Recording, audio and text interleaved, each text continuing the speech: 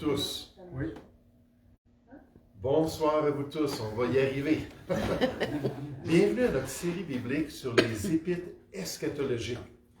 Une série biblique sur les épîtres eschatologiques, c'est-à-dire sur les épîtres de 1 et 2 Thessaloniciens. Des lettres du Nouveau Testament qui nous guident dans notre marche chrétienne jusqu'au retour du Seigneur. C'est un des objectifs de ces deux épîtres-là, qui nous encourage à être prêts pour sa venue, être en communion avec le Seigneur lorsque la trompette va sonner et lorsqu'on va quitter ce monde. Ce soir, on va considérer ensemble l'introduction de ces deux épîtres eschatologiques, puis en particulier ce qu'elles révèlent sur les besoins fondamentaux des enfants de Dieu. On va voir dans l'introduction, alors que Paul débute son épître, il va partager deux éléments qui sont vraiment de base pour les chrétiens, deux éléments qui sont stratégiques, que les chrétiens ont vraiment besoin dans leur séjour dans ce monde, sur ce nécessaire, pour ainsi dire, que le chrétien doit avoir pour vivre une vie qui est agréable à son Père céleste. Dans l'introduction de son commentaire biblique sur ces deux épîtres majestueuses, le pasteur Warren Wiersbe affirme « Les deux thèmes majeurs de 1 et 2 Thessaloniciens me tiennent tellement à cœur. C'est tellement précieux pour moi. C'est-à-dire qu'on parle du retour de Jésus-Christ et ensuite du ministère dans l'Église locale. Dans ces deux lettres, le pasteur Wiersbe nous dit, Paul établit un équilibre entre le prophétique et le pratique. Il insiste pour que la doctrine du retour de Jésus-Christ soit plus qu'une doctrine, en fait qu'elle soit une dynamique dans notre vie et dans le ministère de nos églises. Christ arrive bientôt, dit le pasteur Wiersbe, soyons prêts pour son retour. Et c'est ce que j'espère que cette série-là va faire pour nous. Alors qu'on passe à travers ces deux épîtres-là, ça va toujours nous ramener à l'esprit le retour du Seigneur, le fait qu'on veut être prêt pour son retour, qu'on veut l'entendre nous dire, c'est bien. Imaginez de voir Jésus face à face pour la première fois, puis de débuter là, cet aspect-là de la vie éternelle, puis de le voir avec un beau sourire, nous dire, c'est bien, bon et fidèle serviteur, entre dans la joie de ton maître, puis de pouvoir débuter notre expérience avec le Seigneur Jésus, d'être prêt pour son retour merveilleux, d'être debout lors de la bienheureuse venue de notre Sauveur. Ce soir, je vais vous inviter à tourner dans la première épître aux Thessaloniciens, au chapitre 1. La première épître aux Thessaloniciens, au chapitre 1, et j'aimerais qu'on puisse regarder le verset 1, alors qu'on voit l'introduction de l'épître écrite par l'apôtre Paul et ses associés. 1 Thessaloniciens, chapitre 1, on nous dit au verset 1, « Paul, Sylvain et Timothée, à l'église des Thessaloniciens, qui est en Dieu le Père et en Jésus-Christ le Seigneur, que la grâce et la paix vous soient données. » Oh, j'aimerais qu'on puisse considérer dans cette introduction les trois rédacteurs de ces deux épîtres. Les trois rédacteurs de ces deux épîtres. Les outils utilisés par le Saint-Esprit pour encourager cette Église locale, pour la guider dans les voies du Seigneur, pour lui permettre de progresser toujours plus. C'est un des thèmes qu'on retrouve dans la première épître aux Thessaloniciens, cette idée-là de progrès, de s'améliorer, de se développer spirituellement, d'aller de l'avant dans les voies de Dieu, pour permettre qu'un jour, chaque membre de cette assemblée soit irréprochable devant Dieu et son Sauveur. Et c'est pourquoi on nous dit au verset 1, Paul, Sylvain et Timothée, à l'église des Thessaloniciens, qui est en Dieu le Père et en Jésus-Christ le Seigneur, que la grâce et la paix vous soient données. Paul, Sylvain et Timothée, qui cherchent à encourager cette assemblée chrétienne, qui cherchent à bénir ce regroupement de nouveaux sauvés qui vient d'être formé dans l'œuvre de Dieu, et spécifiquement Paul et Sylvain. Et Sylvain, c'est un des noms de Sylvas. De Silas. Paul et Sylvain, qui faisaient partie de l'équipe qui est allée fonder l'Église des Thessaloniciens. Tournez avec moi dans le livre des Actes au chapitre 17. le livre des Actes au chapitre 17 pour voir le rôle important que ces ouvriers-là ont eu dans l'établissement de cette assemblée chrétienne. Actes chapitre 17. Et ensuite, ça va nous aider à voir pourquoi ils se sont unis ensemble d'un même camp pour mettre par écrit ces deux épîtres-là et les envoyer à ces chrétiens-là à Thessalonique. Actes chapitre 17 à partir du verset 1. On nous dit Paul et Silas ou Sylvain passèrent par Amphipolis et Apollonie, et ils arrivèrent à Thessalonique, où les Juifs avaient une synagogue. Maintenant, si vous avez remarqué, on ne mentionne pas Timothée, mais Timothée faisait partie des associés de Paul. C'est pas lui qui est allé directement prêcher l'Évangile lors de cette occasion-là, lors de la fondation, mais Timothée faisait partie des gens qui étaient avec Paul, parce que Paul l'a ramassé dans Actes chapitre 16. On voit ça, puis il est venu le chercher pour l'amener avec lui dans l'œuvre, puis il était présent, mais pas activement présent. On nous dit au verset 2, Paul y entra selon sa coutume.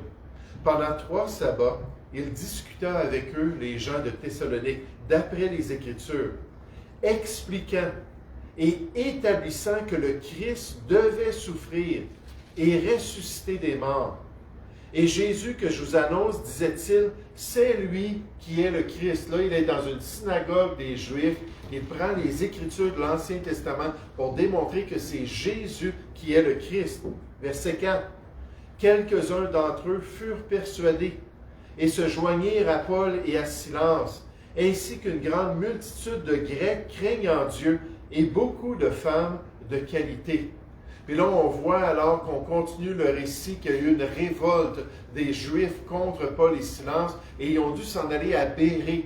Puis à Bérée, les Juifs avaient de meilleures dispositions. Ils étaient plus nobles. Puis ils examinaient les Écritures, ils recevaient la parole avec beaucoup d'empressement. Puis ils examinaient les Écritures avec des cœurs ouverts. Puis Dieu a fait une grande œuvre à Bérée jusqu'à ce que les Juifs à Thessalonique en entendent parler. Puis qu'ils viennent avec cette révolte-là pour chasser Paul de la ville de Bérée. Mais l'Église des Thessaloniciens a été fondée par ce ministère-là de croyants fidèles qui ont prêché la vérité de Dieu, qui ont prêché l'Évangile de Christ. Dieu a établi dans cette capitale de la Macédoine une des plus dynamiques assemblées chrétiennes du 1er siècle, de l'ère apostolique même. Mais ces ouvriers-là n'étaient pas seulement là pour prêcher l'Évangile. Ils étaient là aussi pour établir l'Église dans les voies de Dieu, pour permettre à ces nouveaux chrétiens-là d'avoir un bon enseignement, puis une bonne doctrine à suivre. Puis comme c'est important d'avoir les deux, mais puisqu'ils ont été chassés, ils ont dû le faire en partie par leurs écrits. Pendant 3 semaines de temps, Paul était avec ces gens-là, puis les nouveaux chrétiens, puis c'est incroyable toute l'information qu'il leur a donnée. D'après la première épître aux Thessaloniciens, puis la deuxième épître aux Thessaloniciens, il leur a parlé du retour du Seigneur, il leur a parlé de l'apparition de l'Antéchrist, il leur a parlé de la tribulation, il a parlé de toutes sortes de sujets nécessairement qui avaient rapport à la vie chrétienne et à la moralité chrétienne. Mais juste en quelques semaines, et le restant, il l'a fait par ses écrits ou par leurs écrits pour les exhorter. Il n'était pas seulement là pour prêcher l'Évangile. J'aimerais vous dire, je suis là d'entendre les chrétiens dire cela. La seule chose qu'on doit faire, c'est prêcher l'Évangile. Oui, mais prêcher l'Évangile, mais qu'est-ce qui arrive une fois qu'une personne est sauvée? Où est-ce qu'on l'envoie? Qui va suivre cette personne-là? Un petit bébé dans le Seigneur. Je me souviens de l'homme, la famille qui m'a influencé à venir à l'Église. Puis finalement, le pasteur qui m'a pris sous son aile puis qui m'a amené au Seigneur. Mais cette famille-là qui avait une boulangerie puis un magasin de produits naturels à Boucherville, ces gens-là, il y avait quelqu'un qui était venu cogner à leur porte, leur avait partagé l'Évangile, avait ouvert la Bible avec eux. La mère puis le père, tous les deux ont été touchés. Les 6 enfants n'étaient pas présents, mais les 2 ont été touchés puis ont été sauvés. Puis le monsieur il a dit « Au revoir, je m'en vais à la prochaine porte ». Il n'a jamais donné un contact d'une église. Il n'a jamais encouragé ces gens-là à se trouver une assemblée qui était fidèle à la parole de Dieu. Donc, ce couple-là, ils étaient catholiques comme la plupart des Québécois. Puis ils sont retournés le dimanche après, ils n'étaient pas fidèles, ils n'étaient pas pratiquants. Ils sont retournés à l'Église catholique le dimanche après, puis l'autre dimanche, puis l'autre dimanche. Puis à un moment donné, ils n'en pouvaient plus. Il y avait quelque chose dans leur âme qui les troublait. Puis on dit, il faut qu'on trouve une Église qui est en accord avec la parole de Dieu, malgré qu'ils ne connaissaient pas. Il n'y avait personne qui les avait enseignés. Il y avait quelque chose dans leur âme qui leur disait cela. Et finalement, ils ont trouvé une Église évangélique. Puis là, ils ont commencé à grandir dans les voies du Seigneur. Mais Paul et Silas, puis Timothée, par extension, étaient là pour prêcher l'Évangile, mais ensuite pour s'occuper de ces nouveaux croyants-là, s'assurer qu'ils soient affermis. Puis tout à travers les deux épîtres, on revient à cela, qu'ils soient vraiment affermis, puis édifiés, puis qu'ils deviennent inébranlables dans les voies de Dieu pour la gloire du Seigneur. Puis on peut juste remercier le Seigneur pour de fidèles serviteurs. Pour des gens comme ça qui prennent à cœur la grande mission du Seigneur, qui prennent à cœur la grande mission de l'Église de non seulement prêcher l'Évangile et faire de ces gens-là des disciples du Seigneur, les baptiser, mais ensuite leur enseigner à observer tout ce qui est écrit dans la parole de Dieu. Puis comme c'est important pour les enfants de Dieu. Même si le ministère de Paul à Thessalonique n'a pas été long, il a été suffisamment solide pour laisser derrière lui une Église florissante. Lorsqu'il est parti pour Athènes, Paul a dit à Timothée et à Silas de rester sur place et d'aider la nouvelle Église. Moi, Paul a dit, on me persécute, on me recherche, tout ça, j'ai pas le choix, il faut que je m'en aille à Athènes. Mais vous, restez là avec ces chrétiens. Puis ensuite, pour pouvoir le rejoindre à Athènes. Lorsqu'ils se sont retrouvés, Paul a envoyé Timothée à Thessalonique pour encourager les chrétiens et surtout pour leur assurer de son amour et de son souci pour eux, malgré les circonstances. Malgré qu'il n'était pas là physiquement, mais son cœur et son âme et son esprit étaient à 100% avec ces chrétiens-là, parce qu'il voulait les encourager dans les voies de Dieu. Cherchez la deuxième épître aux Thessaloniciens. Vous allez voir, l'introduction est pareille dans la deuxième épître. La deuxième épître aux Thessaloniciens, au chapitre 1, et les versets 1 et 2. 2 Thessaloniciens, chapitre 1, verset 1. Paul, Sylvain ou Silas, et Timothée, à l'Église des Thessaloniciens, qui est en Dieu notre Père et en Jésus-Christ le Seigneur. Que la grâce et la paix vous soient données de la part de Dieu notre Père et du Seigneur Jésus-Christ. Mais ça commence par ces trois rédacteurs-là de ces deux épîtres. Ces fidèles serviteurs-là du Seigneur Jésus qui ont été un instrument pour être une grande bénédiction pour une nouvelle assemblée qui a été persécutée et qui avait besoin d'être rassurée dans les voies du Seigneur. J'aimerais vous faire remarquer dans cette introduction, deuxièmement, la relation spirituelle qui est décrite par ces deux épîtres. La relation spirituelle qui est nécessaire. La réalité du salut que les Thessaloniciens avaient reçu pour former une vraie Église. Là, on parle vraiment des destinataires, de ceux qui allaient recevoir cette épître-là. La réalité de la nouvelle vie qui est nécessaire pour faire partie du plan de Dieu.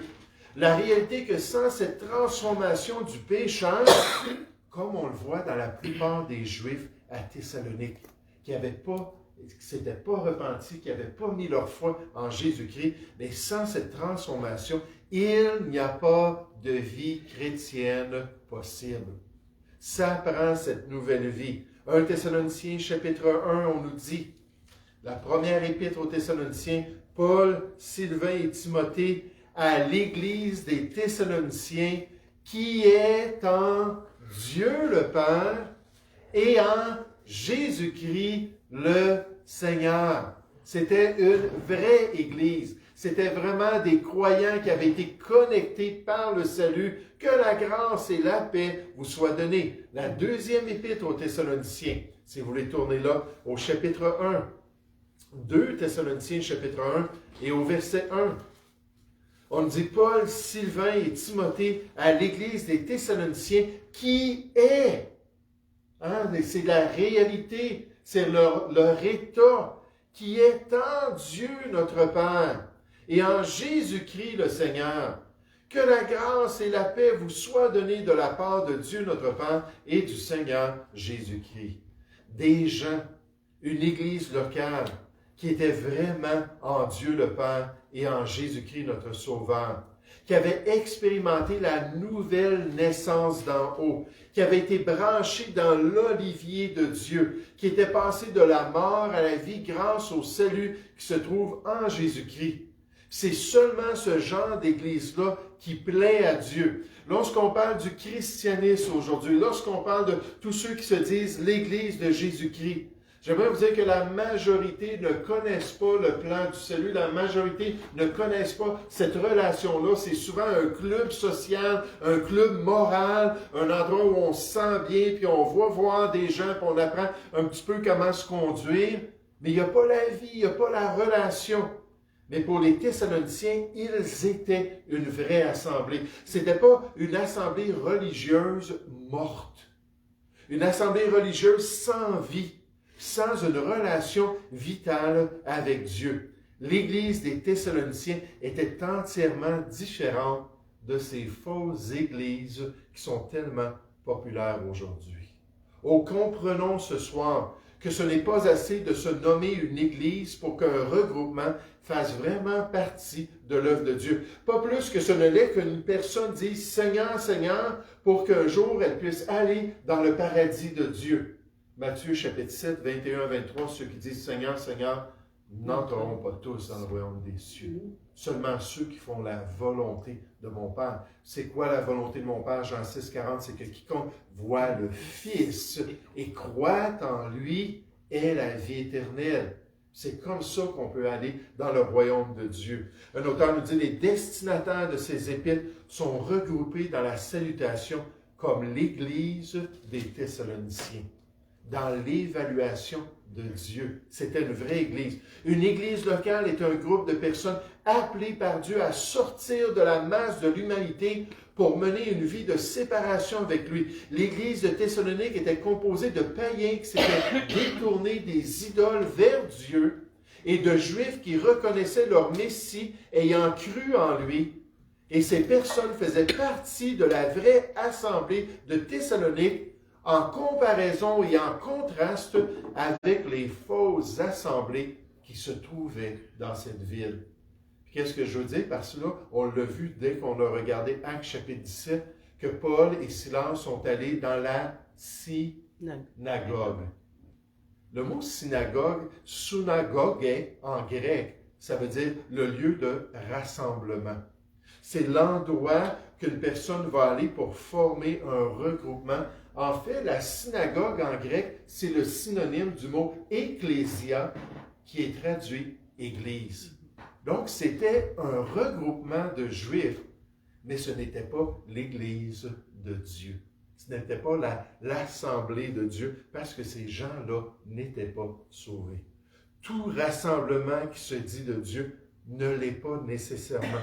C'est pourquoi Paul voulait rassurer ses croyants à Thessalonique dans les deux épîtres en débutant en disant « Vous êtes l'Église de Thessalonique qui est en Dieu le Père et en Jésus-Christ. Oui, vous êtes connectés. Oui, vous avez cette nouvelle vie-là. » Il s'ensuit que cette Église était en Dieu le Père et dans le Seigneur Jésus-Christ, c'est-à-dire qu'elle était établie dans la connaissance, la foi, le culte et l'obéissance de Dieu le Père. C'étaient des païens rappelés de leurs idoles muettes pour servir le Dieu vivant et vrai. Ils étaient distingués de toutes les autres sociétés et de toutes les autres communions, quelles que soient à Thessalonique. Ils étaient en Dieu le Père et dans le Seigneur Jésus-Christ, c'est-à-dire qu'ils jouissaient d'une union bénie avec Jésus-Christ par la foi et d'une douce communion avec le Père et le Fils par le lien de l'Esprit. Et dès qu'on voit l'introduction, on souligne ça. Vous avez cette relation spirituelle avec Dieu. En contraste avec les regroupements aujourd'hui, même ceux qui ne s'appellent même pas Église, mais tous ces regroupements-là qui se disent suivre la parole de Dieu et suivre Dieu et qui n'ont aucune relation avec lui. Vous savez, récemment, quelqu'un me passait un livre sur les témoins de Jéhovah avec une approche que j'avais jamais vue avant. Et pourtant, j'ai quand même étudié les témoins de Jéhovah, j'ai enseigné toute une série sur les témoins de Jéhovah, j'ai lu abondamment. Et cette approche-là se basait sur le fondateur du regroupement, Chantaze Russell, sur le fait qu'il a développé cela basé sur ses compréhensions des francs-maçons, parce qu'il était lui-même un franc-maçon. Là, ça démontre toutes sortes d'indications pour montrer que dans ses croyances, que dans son approche et dans sa perspective, que les témoins de Jéhovah ont hérité les croyances des francs-maçons. Et là, quand j'ai vu ça, ça m'a ramené à penser à des francs-maçons. Vous savez, s'il y a quelque chose, surtout aux États-Unis, que bien les chrétiens disent, c'est qu'ils sont des francs-maçons. Puis ils croient que c'est un bon groupe chrétien, puis on peut être dans cela, puis il n'y a aucun problème. Et ça, c'est de l'ignorance ou c'est du mensonge, un ou l'autre. Surtout ceux, il y en a quelques-uns qui sont 32e et 33e prêtres, degré de prêtre dans les francs-maçons. Ça, c'est vraiment, il faut renier l'Esprit de Dieu, puis blasphémer Dieu, puis Jésus-Christ et son salut, pour pouvoir accéder à ces degrés-là. Mais c'est un groupe qui se dit de Dieu, n'est-ce pas? Ce sont des gens qui se disent être l'Église de Dieu, le regroupement de Dieu, mais c'est totalement faux. Cherchez dans le livre de l'Apocalypse, j'aimerais vous montrer 2 exemples, où on va parler d'un rassemblement de personnes. Puis là, le Seigneur Jésus, il va le dire carrément, ce n'est pas Dieu qui est derrière ce rassemblement-là, bien au contraire. Apocalypse chapitre 2, à partir du verset 8, mais de faire partie de l'Église de Jésus-Christ, de faire partie de ceux qui sont vraiment sauvés, de ceux qui viennent se joindre ensemble pour adorer leur Dieu et adorer leur Sauveur, puis qui ont cette connexion spirituelle-là, qui ont l'Esprit de Dieu et qui sont scellés par cet Esprit. Romains 8,9 nous dit que si quelqu'un n'a pas l'Esprit de Christ, il ne lui appartient pas. Puis si on n'a pas cette nouvelle vie-là par l'Esprit, on n'est pas vraiment de l'Église de Jésus-Christ. Et moi, je prie vraiment ici qu'au Bon Berger, chaque personne qui assiste, chaque personne qui vient à l'Assemblée, qu'ils puissent avoir cette certitude-là qu'ils sont des enfants de Dieu. Et avoir cette joie-là d'être liés ensemble, d'avoir une communion en commun, cette nouvelle vie-là qui se trouve en Jésus-Christ. Dans Apocalypse chapitre 2, au verset 8, on nous dit « Écrit à l'ange de l'Église de Smyrne, voici ce que dit le premier et le dernier, celui qui était mort et qui est revenu à la vie. » C'est Jésus qui parle. « Je connais ta tribulation et ta pauvreté, bien que tu sois riche, et les calomnies de la part de ceux qui se disent juifs et qui ne le sont pas, mais qui sont une synagogue de qui? Satan. De Satan, l'ennemi de Dieu. Synagogue, souvenez-vous, le mot veut dire littéralement un lieu de rassemblement. Ils sont une assemblée de juifs, mais ce ne sont pas des vrais disciples de Dieu. Et en fait, c'est Satan qui est en charge de cette assemblée. Verset 10. Ne crains pas de ce que tu vas souffrir. Voici le diable jettera quelques-uns de vous en prison, afin que vous soyez éprouvés. Et vous aurez une tribulation de 10 jours. Sois fidèle jusqu'à la mort, et je te donnerai la couronne de vie. Que celui qui a des oreilles entende ce que l'Esprit dit aux églises. Celui qui vaincra, qui aura la foi, parce que c'est comme ça que la foi est décrite dans 1 Jean chapitre 5. C'est quoi la victoire sur le monde? Sinon notre foi. Mais celui qui vaincra, qui aura la foi en Dieu, n'aura pas à souffrir la seconde mort. Ce lieu de rassemblement de l'ennemi de Dieu et des serviteurs de Satan qui accomplissaient sa volonté. Regardez Apocalypse chapitre 3 au verset 7. Apocalypse chapitre 3, verset 7, puis j'aimerais vous dire pour les Thessaloniciens, ce n'était pas le cas. C'était l'Église qui était en Dieu le Père et qui était en Jésus-Christ. Une vraie Église de Dieu. Apocalypse chapitre 3, verset 7, écrit à l'ange de l'Église de Philadelphie. Voici ce que dit le Saint, le véritable, celui qui a la clé de David, celui qui ouvre et personne ne fermera, celui qui ferme et personne n'ouvrira. Je connais tes œuvres. Voici parce que tu as peu de puissance et que tu as gardé ma parole et que tu n'as pas renié mon nom. J'ai mis devant toi une porte ouverte que personne ne peut fermer. Voici, je te donne de ceux de la synagogue de qui? De Satan, qui se disent juifs et ne le sont pas, mais qui mentent. Voici, je les ferai venir se prosterner à tes pieds et connaître que je t'ai aimé. Parce que tu as gardé la parole de la persévérance en moi. Quelle belle description, n'est-ce pas? De persévérer grâce à la parole de Dieu qui nous maintient dans la foi. Comme contraste avec une fausse Église, je te garderai aussi à l'heure de la tentation qui va venir sur le monde entier pour éprouver les habitants de la terre. Je viens bientôt. Retiens ce que tu as, afin que personne ne prenne ta couronne.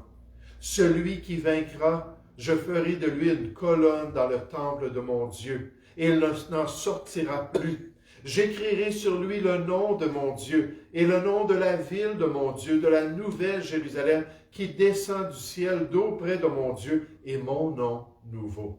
Que celui qui a des oreilles entende ce que dit l'Esprit, ce que l'Esprit dit aux églises. Alors qu'une vraie Église va marcher en relation avec Dieu, alors qu'une vraie assemblée va être connectée au Seigneur grâce à ce salut merveilleux, et alors que les Thessaloniciens sont un exemple pour nous d'une vraie Église que Dieu avait fondée grâce à ses ouvriers.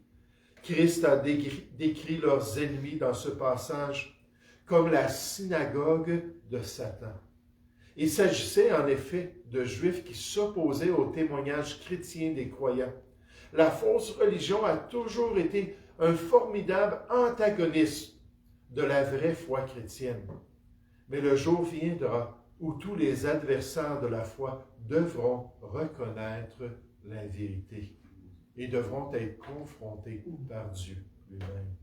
Oh, dans cette introduction, on voit ces fidèles rédacteurs, ces fidèles serviteurs que Dieu a utilisés non seulement pour fonder l'Église avec l'Évangile, mais aussi pour maintenir l'Église dans les voies de Dieu. Pour les encourager, dans les 2 épîtres, on va voir ça, leurs efforts pour aller envoyer des gens, leur parler, puis s'assurer qu'ils ne se sont pas détournés de la foi, s'assurer que les persécutions et les souffrances qu'ils ont vécues ne les ont pas détournés du plan de Dieu. Et ensuite, on voit que c'était une vraie assemblée chrétienne. Une assemblée qui était dans Dieu le Père et en Jésus-Christ. Et c'est vraiment ça qu'on doit demander au Seigneur. Utilise le ministère de la parole de Dieu. Utilise l'enseignement biblique dans ton assemblée pour toucher le cœur à ceux qui viennent dans l'Église, mais qui ne font pas partie de l'Église de Jésus-Christ. Et moi, juste dans notre petite assemblée, j'en connais quand même quelques-uns qui n'ont aucun témoignage de salut, mais qui viennent et qui peuvent être exposés au message de Dieu et à l'Évangile du Seigneur. Et pour ces vrais croyants, j'aimerais vous faire remarquer dans cette introduction-là 2 éléments fondamentaux. 2 éléments fondamentaux pour la vie chrétienne. Des éléments qui sont vitaux pour nous aider à marcher avec le Seigneur. Des éléments qu'on devrait souhaiter à tous les croyants. Puis des éléments qu'on devrait demander au Seigneur, comme l'apôtre Paul, de donner à chaque enfant de Dieu. Regardez 1 Thessaloniciens au chapitre 1, et ensuite on va aller voir la 2e épître aux Thessaloniciens au chapitre 1. 1 Thessaloniciens chapitre 1 au verset 1. Paul, Sylvain et Timothée, à l'Église des Thessaloniciens, qui est en Dieu le Père et en Jésus-Christ le Seigneur. La connexion est là, la vitalité est là, la puissance est là. Et là, il dit que la grâce et la paix vous soient données. Oh, que la grâce et la paix vous soient données. 2 Thessaloniciens, chapitre 1, au verset 1 et 2. 2 Thessaloniciens, chapitre 1. On a dit Paul, Sylvain et Timothée à l'Église des Thessaloniciens, qui est en Dieu notre Père et en Jésus-Christ le Seigneur. Il n'y avait pas eu de doute, il n'y avait pas eu de changement dans leur compréhension de cette réalité spirituelle-là, malgré les années peut-être qui se sont écoulées entre les 2 épîtres. Là, il dit que la grâce et la paix vous soient données de la part de Dieu notre Père et du Seigneur Jésus-Christ. La grâce et la paix. Et là, on pourrait se tourner vers l'apôtre Paul dans tous ses écrits. Parce que l'apôtre Paul utilisait toujours une introduction. Il avait été formé dans le judaïsme, puis il avait été formé aussi dans les règles, si on pourrait dire, sociales du monde païen. Puis il savait quand on écrivait une lettre à cette époque-là, puis on le voit dans les écrits là, des empereurs, les écrits des dirigeants, ça commençait toujours Sergius Paulus à l'empereur Claude, à tel et tel sujet, bienvenue, ou bonjour, puis là après ça, le texte commençait. Paul était formel dans sa formation, puis à chaque fois, dans chacune des 13 épîtres de l'apôtre Paul, il dit toujours la même chose dans son introduction, que la grâce et la paix vous soient données de la part de Dieu. Peu importe l'assemblée, peu importe la région, peu importe les chrétiens, c'est toujours le même besoin pour les enfants de Dieu d'avoir la grâce et la paix. Et en fait, dans sa conclusion, puis dans les derniers versets de toutes ces épîtres, il dit que la grâce du Seigneur Jésus soit avec vous. Il revient à cet élément-là.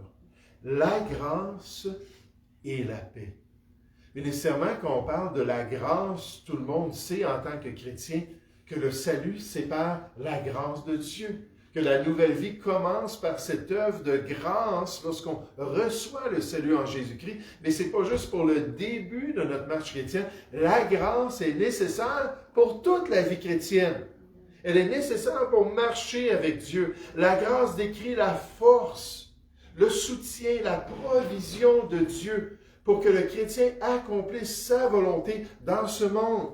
Comme Jésus le dit à l'apôtre Paul, il le dit « Ma grâce te suffit, même dans tes difficultés, même lorsque tu es rendu faible, ou le mot peut vouloir dire malade, et c'est alors que ma puissance va se manifester, parce que ma grâce est toute suffisante pour toi. » Et l'apôtre Paul, dans 1 Corinthiens 15:10, a pu dire, « Par la grâce de Dieu, je suis ce que je suis.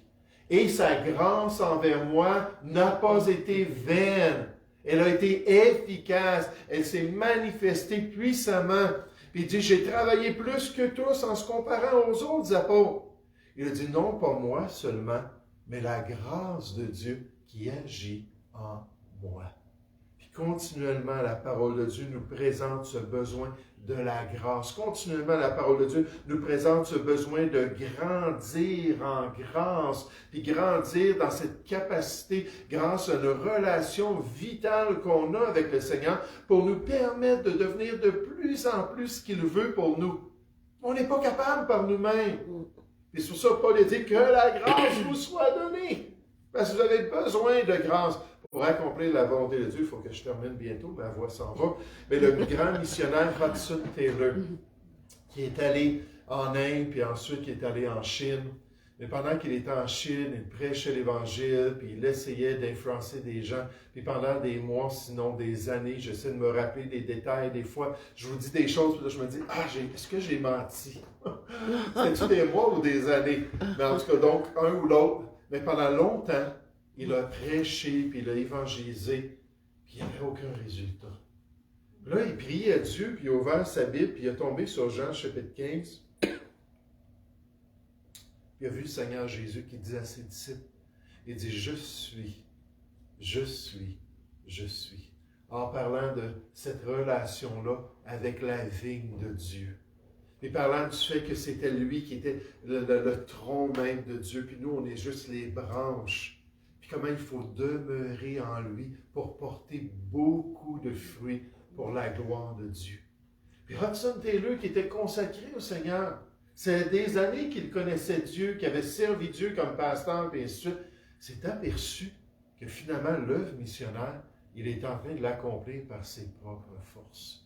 Puis essayer de servir Dieu par ses propres forces. Quand, n'est-ce pas que Pierre nous dit dans Pierre 4 au verset 10 que ce que tu fais dans le ministère chrétien, fais-le avec la force que Dieu communique. C'est lui qui va te donner la force pour accomplir sa volonté. Là, toutes ces choses-là sont venues dans son esprit. Et il s'est repenti. Puis il a demandé pardon à son Père Céleste. Il a dit, Seigneur, maintenant, je ne veux plus faire ça par ma force. Mais je veux que ce soit toi qui se manifeste à travers moi. Il a dit concernant ce processus-là, il dit, je ne suis plus inquiet de rien. Là, il est parti avec la grâce de Dieu, puis il a commencé à avoir des fruits. Il dit, car je réalise que le Seigneur est capable d'accomplir sa volonté, et sa volonté est aussi la mienne. Peu importe où et comment il me place dans son plan, c'est plutôt lui qui doit penser à ces éléments-là, alors que moi, je dois dépendre de lui. Il dit, quand les positions sont les plus faciles, il doit me donner sa grâce tout de même. Et quand les positions sont les plus difficiles, sa grâce est toujours suffisante. Parce qu'il avait compris qu'il devait dépendre de Dieu. Que cette grâce soit sur chacun de nos frères et sœurs. Que cette grâce nous permette de le servir et d'accomplir sa volonté. Qu'on puisse se tourner vers lui quotidiennement et reconnaître que sans lui, n'est-ce pas, ça vient de Jean 15 encore, verset 5, on ne peut rien faire pour glorifier Dieu et lui être agréable. Que la grâce vous soit donnée de la part de notre Dieu.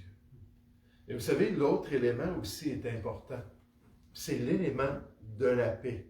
Ce n'est pas seulement la grâce qui est vitale pour vivre pour le Seigneur, ça prend aussi sa paix pour nous soutenir. Une paix qui est décrite comme dépassant notre entendement, comme s'élevant au-dessus de notre expérience, de nos difficultés. Une paix qui nous soutient, une paix qui nous garde et qui va garder nos cœurs en Jésus-Christ pour qu'on puisse marcher avec lui. Le passage nous dit que la grâce et la paix vous soient données de la part de Dieu le Père et du Seigneur Jésus-Christ. Et ça, c'est le refrain à travers le Nouveau Testament et à travers les épîtres de Paul. On nous promet que cette paix est disponible. On nous promet que grâce au salut en Jésus-Christ et une relation avec lui, que le Dieu de paix peut manifester une paix quotidienne dans notre vie, malgré toutes les difficultés. À la fin de la deuxième épître aux Thessaloniciens, chapitre 3, verset 16, Paul a promis que le Seigneur de la paix vous donne lui-même la paix. C'est lui qui est la source, qu'il vous donne la paix en tout temps et de toute manière, que le Seigneur soit avec vous tous en communiquant cette œuvre de grâce-là et en permettant que vous soyez en paix dans votre cœur, même quand les temps sont difficiles. Et Dieu peut pourvoir pour tous ses enfants une paix qui nous permet de tout surmonter, comme ces chrétiens à Thessalonique, afin qu'on puisse persévérer dans ses voies, afin qu'on puisse continuer dans sa volonté et qu'on puisse être paisible malgré le monde qui nous entoure. La salutation habituelle dans les épîtres pauliniennes apparaît ici. La grâce était la salutation grecque courante signifiant « salutation » ou « réjouis-toi ». Effectivement, le mot « grâce » dans le Nouveau Testament, littéralement, ça veut dire la joie. Puis la grâce de Dieu en Jésus-Christ, ce salut-là, vient puis nous donne cette joie-là, puis nous permet d'être réconciliés avec le Seigneur. En grec, la paix qui est mentionnée est équivalente à l'hébreu shalom. Ce mot qui signifie faveur, prospérité et bien-être. Il est intéressant que ces deux mots de salutation apparaissent toujours dans ce même ordre dans le Nouveau Testament. Théologiquement, il est évident que la grâce de Dieu est la base pour avoir la paix avec Dieu. Et c'est seulement grâce à ce salut-là et grâce à cette œuvre-là du Seigneur qu'on peut avoir la paix avec le Seigneur. Et que le Seigneur puisse nous permettre d'expérimenter toujours plus cette paix, qu'il nous permette toujours plus d'expérimenter cette relation avec le Dieu de paix pour nous permettre de suivre sa volonté et d'accomplir son plan ici-bas. Qu'est-ce qu'on voit dans cette introduction? On voit des ouvriers, on voit des serviteurs, on voit des outils dans l'Église de Jésus-Christ qui ont permis à cette assemblée d'être fondée et d'être maintenus dans les voies de Dieu. Qu'est-ce qu'on voit dans l'introduction? On voit que les Thessaloniciens faisaient partie de la vraie Église de Dieu, que c'était l'Église à Thessalonique qui était en Dieu le Père et en Jésus-Christ, qui avait expérimenté cette nouvelle vie-là. Et je me souviens un vieillard qui m'avait mentionné que lorsqu'il était arrivé de l'Europe, ici, au Québec, et qu'un ami l'avait invité dans une église des frères, que pour la première fois, lui qui avait été à l'église toute sa jeunesse, que pour la première fois, il avait entendu parler de la nouvelle vie en Jésus-Christ. Là, il a dit, c'est pas un club social ici. Hein, c'est pas juste une place pour apprendre de la moralité.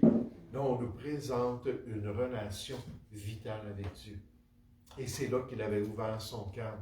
Et c'est là que sa vie chrétienne avait débuté. Après toutes ces années de religiosité.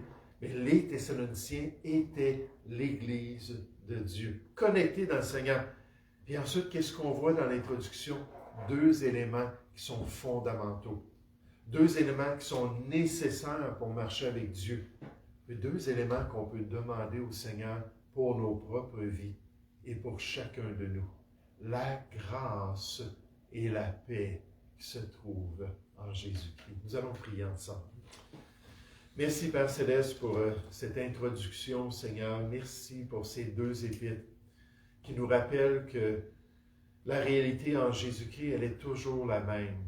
Ça prend ce salut qui est nécessaire.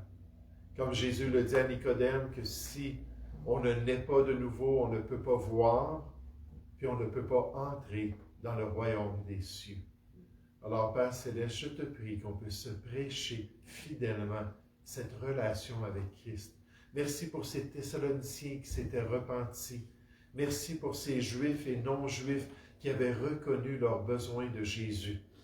Et merci, Seigneur, qu'ils avaient reçu cette bénédiction d'être guidés dans tes voies. Et que malgré toutes les souffrances et toutes les persécutions, que la grâce et la paix étaient disponibles pour chacun d'eux. Ô Père Céleste, merci pour ta provision. Merci pour ta bonté. Et merci pour ces 2 épîtres qui nous guident dans tes voies.